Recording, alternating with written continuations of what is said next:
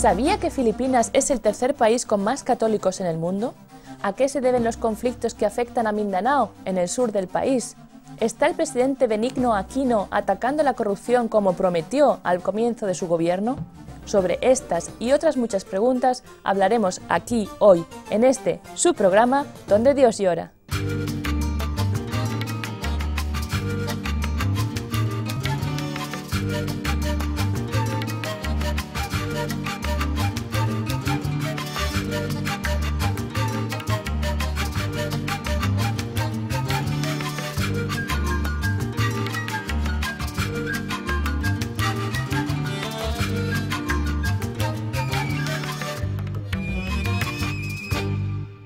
Vamos a tratar hoy un país apasionante, Filipinas.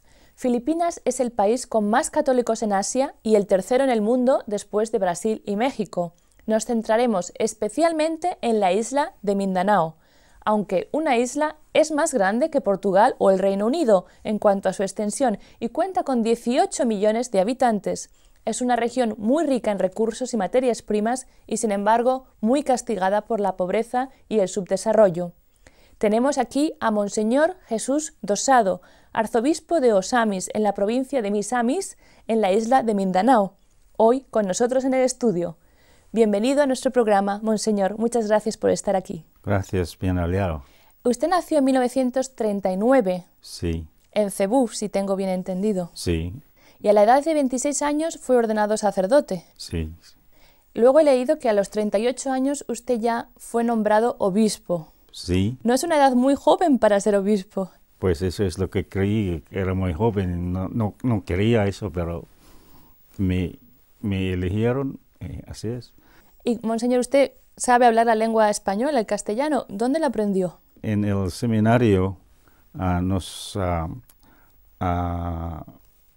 enseñaron en español, aunque no lo sabíamos. Aprendimos latín en español. Y después hablamos español porque nuestros profesores eran de España, ¿no? de los padres paules. Uh-huh. Yo también me metí como un padre paul y mis compañeros eran padres paules de España, por eso hablo el lenguaje, sí. Luego usted estuvo 2 años, creo, en Madrid o cerca de Madrid.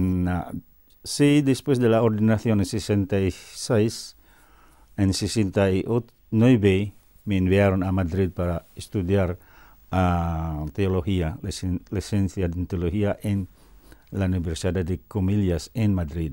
Pero normalmente usted no habla castellano, si tengo bien entendido.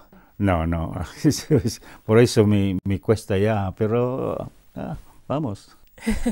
Muchas gracias por dar esta entrevista en castellano, porque tenemos muchas preguntas. Primero quería saber, ¿su lema episcopal es por los pobres? Sí, porque San Vicente de Paúl, el fundador de nuestra congregación de la misión, o de los padres paules, eso es el lema.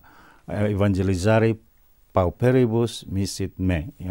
Me envió a evangelizar a los pobres. Pero solamente evangelizare pauperibus. ¿Y por qué el tema de la pobreza afecta tanto a Mindanao, siendo que es una zona con grande riqueza natural? Es porque es esto. Allí no hay industrias y por eso nuestra gente van a otra parte del país, a Manila o a Cebú, y se quedan ahí los demás. Los que tienen menos condiciones para emigrar. Sí. Otro de los grandes retos que existen es la corrupción, creo. Sí. Aunque yo a veces pienso que la corrupción y la pobreza no son dos cosas diferentes. Muchas veces la pobreza es causada por la corrupción. Pues eso es lo que siempre he dicho, que la pobreza no es causada por la población, que mucha gente, sino porque tenemos muchas cosas buenas allí en Filipinas, ¿no? Y la corrupción nos ha destruido todo. Y la corrupción no es solamente en los altos niveles de la sociedad, sino también de los altos niveles hasta abajo. Sí. Si tengo entendido, el actual presidente, Benigno Aquino, sí. dijo hace poco, y voy a citar, hablando de la corrupción es endémica en Filipinas, o sea, desde la historia. Es un fenómeno que ha echado raíces desde la época de la dictadura de Ferdinando Marcos. Sí. Esperamos que a partir de ahora no se hable de lucha contra la corrupción solo para hacer propaganda. Yo quería preguntar primero sobre la persona de Ferdinando Marcos. ¿Es cierto que empezó allí la estructura de corrupción? Sí, porque proclamó la ley marcial. Y por eso yo creo que entraron muchas oportunidades de corrupción. Muchos Primero oportunistas. con el militar, segundo con la estructura del gobierno, de los departamentos, desde arriba hasta abajo. Y personal de ellos, Marcos y su familia y sus amigos. Del militar, porque anteriormente los militares eran hombres así, con integridad, pero creo que con el marcial, que ellos ya son los que están arriba. Segundo, en los departamentos, casi todos los departamentos había corrupción. En el departamento de educación, la construcción de las carreteras, ¿no? Y por eso, desde arriba hasta abajo, por eso es como dice el presidente, es una cosa endémica desde entonces. Y después, por eso su madre, del presidente Aquino, se hizo presidente para hacer cambios, tener cambios en la estructura. Corazón Aquino, la madre. Corazón sí. Aquino, que en paz descanse. Pero no pudo ella porque era endémica la corrupción. Y los que vienen con ella también se aprovecharon hasta nuestros días. Hasta nuestros días. Solamente para aclarar, la dictadura de Ferdinando Marcos, ¿en qué época fue? Empezó el 71 y terminó en 86 con la que llamamos EDSA revolución que empezó en esa carretera que se llama EDSA o Epifanio de los Santos Avenue, EDSA. Presidente Marcos se fue a Hawái y el presidente Aquino tomó el poder. ¿Y este plan de lucha contra la corrupción del presidente Benigno Aquino ha tenido ya frutos? A mí, a parecer, no todavía, porque aún hay muchas fuentes. Sí, fuentes de corrupción. Es una lucha que casi no se puede. No se sabe vencer. dónde empezar. Sí, pues, eso sí. Yo no soy un obispo que conoce tanto de cosas políticas.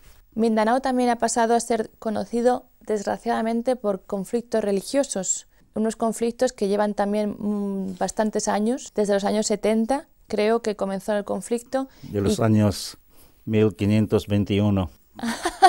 ¿Por qué? Voy a explicar algo. Sí.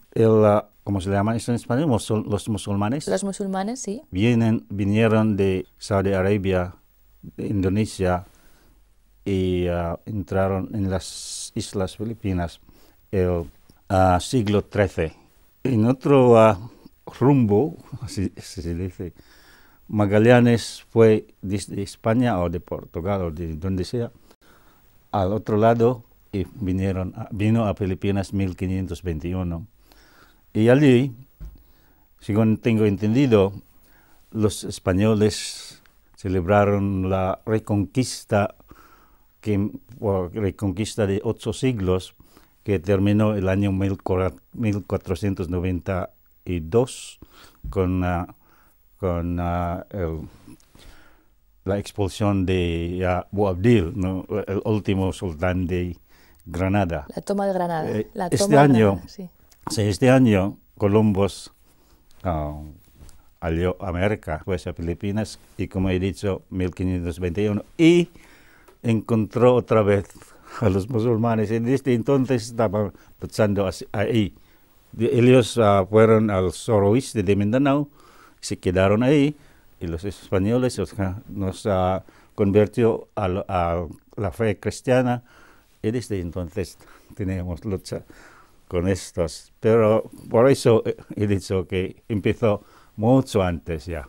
En 1521, Sí. sí, señor. Pero este proceso o este conflicto, dijéramos, si tengo bien entendido, en los años 70 se reforzó con la creación de un grupo político Sí, sí. de liberación nacional. Que querían hacer una parte de Mindanao como su patria, independiente de Filipinas. Exacto. El Frente de Liberación Nacional Moro, Sí. que luego creo que pasó a ser el Frente Islamista Sí. Nacional Moro, Pues. que quiere hacer una parte de Mindanao que sea musulmana. Pero la cosa es que hasta el año 1971, los cristianos y los musulmanes vivimos pacíficamente. Y ese año creo que la cosa es esto, ¿no? Que había una guerra en Afganistán, Ujú. por ahí, y llamaron a los voluntarios de todo el mundo árabe, por así decirlo, y los musulmanes en Filipinas enviaron allí a tomar parte en la lucha, y cuando volvieron se hicieron más fundamentalistas, sí, eso es. Se creó un conflicto que antes Sí. no existía, por lo que me dijo. Eso es, sí. Sí, sí. Y este conflicto sigue desgraciadamente hasta nuestros días. He leído que incluso llegan a nombrarse las cifras de 120.000 muertos por luchas de sí. violencia entre... Desafortunadamente, sí. Ujú. Ha habido muchos intentos de proceso de paz, de todas sí. maneras. Nunca ha sido una lucha, dijéramos, sin una búsqueda de la paz. Sí, la búsqueda de la paz continúa hasta ahora. Los obispos en Mindanao tenemos diálogo con el grupo de MILF, Mindanao Islamic Liberation Front. Ujú. Eso es. Ya no el otro Mindanao, MNLF, no, sino el MILF. ¿Qué hay de grupos? Por ejemplo, yo he leído que hubo varias explosiones de bombas en la catedral, en iglesias, se Sí. secuestraron también a misioneros. ¿Se sigue Sí. dando esto o menos? Menos ahora, menos, sí. Ujú. Pero tenemos que take care, ¿no? Sí, que tener cuidado. Tener cuidado, sí, eso es. Hay que estar siempre... Pero creo que algunas de estas cosas son resultados de ganar dinero más que el aspecto religioso. Esto le quería preguntar porque en muchos países del mundo es así que en realidad es un motivo político o social el que está detrás de la guerra de religiones, que en realidad no es la religión el que la motiva, sino es un movimiento político. En Filipinas es también así, que a veces hay motivos políticos detrás. No, políticos no tanto, sino... económicos. Sí, eso es. Quieren coger kidnap. Secuestrar a alguien, sí. Para pedir dinero. Uh-huh.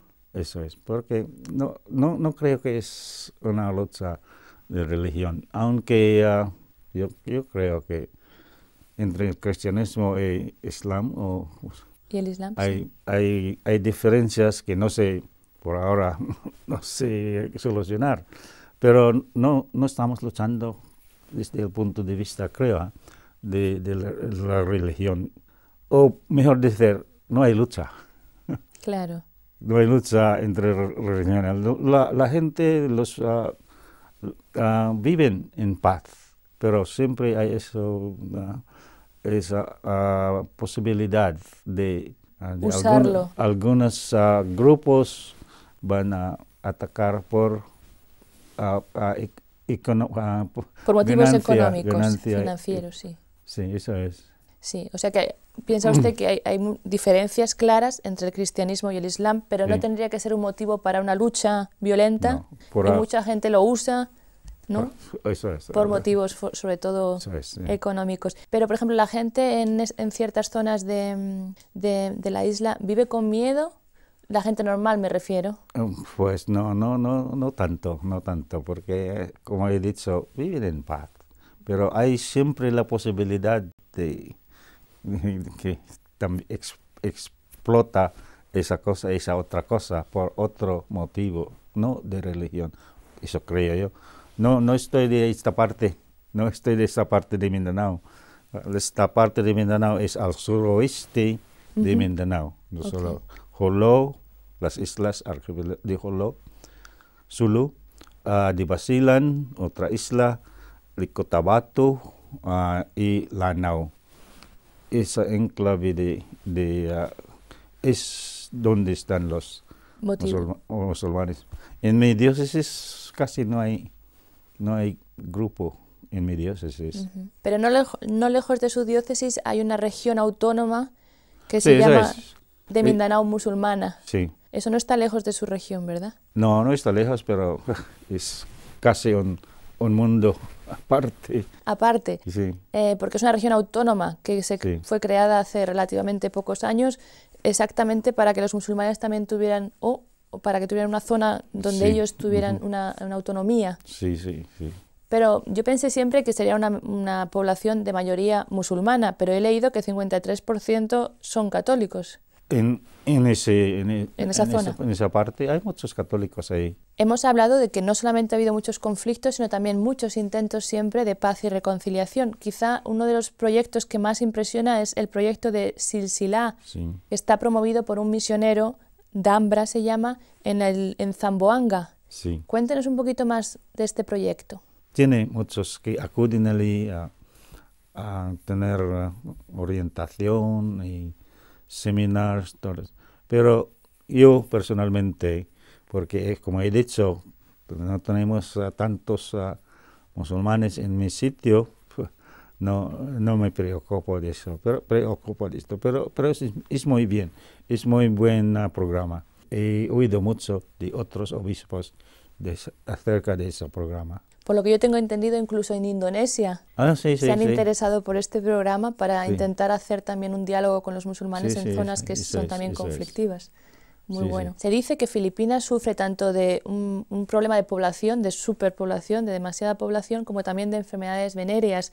¿Es esto cierto, monseñor? Pues según la propaganda de los que proponen lo que llamamos RH Bill, es cierto, pero no creo que es. RH Bill, quizá lo vamos a explicar, es un programa del gobierno. No del del gobierno, sino intentan hacer una ley. Y su propaganda es que aquí tenemos tanta población que tenemos que controlarlos por medio de medios que no son aceptables para nosotros, católicos, y para la gente en general, porque es una cultura de la muerte y no de vida. Pero creo que solamente se ve esta cosa en Manila y alrededor de Manila y de Cebu, que es también el segundo ciudad, y también en Davao. Se ve mucha gente allí porque la gente de las otras partes de Filipinas van allí para ganar dinero. Y se pueden ver, ¿no? Los que ven eso tienen la impresión de que hay explosión de población en Filipinas. No lo es. Hay muchos sitios que no. En mi provincia, por ejemplo, hay sitios que no hay nadie ahí, ¿no? O sea que es un problema más bien, como hay pobreza, la gente emigra a las grandes ciudades y entonces hay una superpoblación, pero en núcleos urbanos, que me está diciendo, Manila, muy grandes. Y no solamente emigra a Manila, sino a otros países, a a Europa, a América, a todas las partes, porque la vida es dura allí. No, tenemos educación para la gente y no podemos aprovechar eso, porque no hay allí medios en Filipinas, por eso van a otros países para ganar, ganar para la vida. Para ganar dinero, claro, Sí, sí, para sí. ganarse la vida. O sea, me está contando además que la Iglesia no está a favor de estas políticas de medidas restrictivas en la reproducción, en la familia, Sí. primero porque será una cultura de la muerte, pero el tema de la libertad, me refiero, también será importante, ¿no? De que las personas puedan decidir ellas mismas cuántos hijos quieren tener y no sea una cosa obligada, como pasa en China, que esté obligada por el Estado, ¿no? Pues sí, pero estamos hablando de un intento a hacer ley de integrar como dijo usted, los derechos, pero integrar con esa parte otras cosas que no deben estar ahí. Por ejemplo, enseñar a los pequeños la sexualidad sin el control de los padres. Pero por eso estamos a favor a que las mujeres también tienen derechos, ¿no? Pero no hablamos de una sola ley sobre esa cosa, pero hablamos de un conjunto de cosas que hace este intento de hacer ley no aceptable a nosotros. Pero hay mucha presión también a veces. Excuse me. Sí. Porque desde el año 2002 sí. habían hecho esto y todas las veces no pudieron hacer ordenanza o ley o la medida a pasar a ley. O sea que llevan desde el año 2002 intentando, Sí. algunos grupos presionando para sacar sí. estas leyes adelante, que gracias a Dios, nunca mejor dicho, no fructiferan. Hay mucha presión, me imagino, no solo de grupos en Filipinas, sino que seguramente tiene usted mucha presión de grupos internacionales, porque este lobby, dijéramos, está muy movido por otros países, ¿no? Sí. Antes de venir nosotros aquí, tuvimos el plenario de la Conferencia de Filipinas, Episcopal de Filipinas, y allí invitamos a muchos miembros del Congreso. Y nosotros preguntamos cosas, y preguntó un obispo a cualquier que puede responder: ¿es verdad que las Naciones Unidas dan dinero para esto? Y dijo él, sí, es verdad eso. Y también yo creo que Estados Unidos también dando dinero. Creo que los congresistas que son a favor de las medidas están más pensando del dinero que preocuparse de los ¿cómo se llama? Rights, de los derechos. De los derechos de las mujeres. Que yo veo muy bien, ¿no? Mucho dinero no solamente de Estados Unidos, sino de grupos que quieren, que tienen esta agenda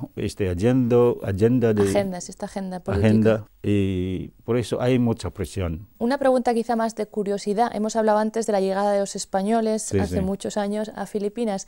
¿Sigue habiendo una unión quizá especial con los países de habla latina hoy en día? No, ya no, pero estudiamos nuestra historia, que hay muchas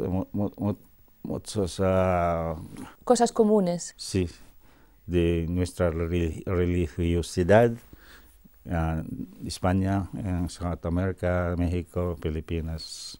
Una última pregunta, Monseñor. ¿Cómo podríamos ayudar nosotros, allí donde estemos, a la Iglesia en Filipinas? Pues seguir recibiendo a nuestros emigrantes, porque no tenemos lugar para ir, para ganar más, eso en la cosa económica.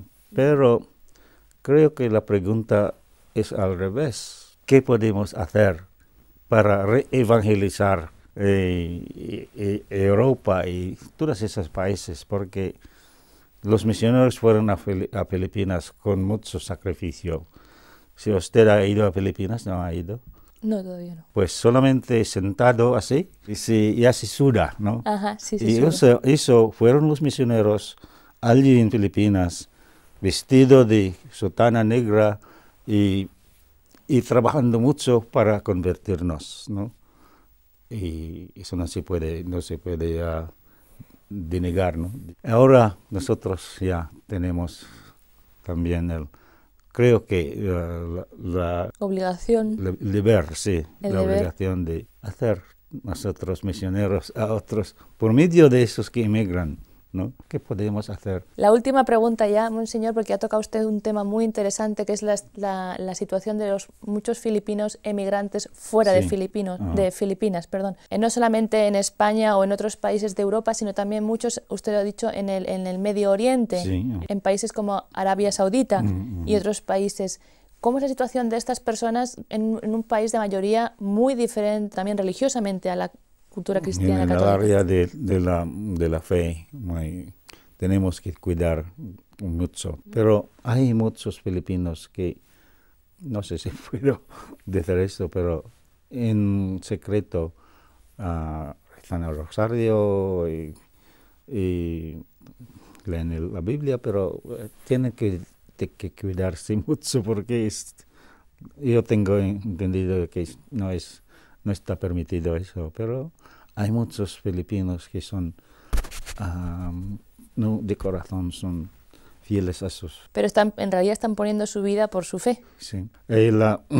Cuidan de ellos, hay algunos curas que cuidan de ellos Sacerdote. secretamente por medio de nuestra comisión de emigrantes, episcopal de emigrantes. Es muy difícil decir eso en Sí, público. claro, por supuesto, pero tienen una atención pastoral. De alguna manera, Sí. tienen una atención pastoral.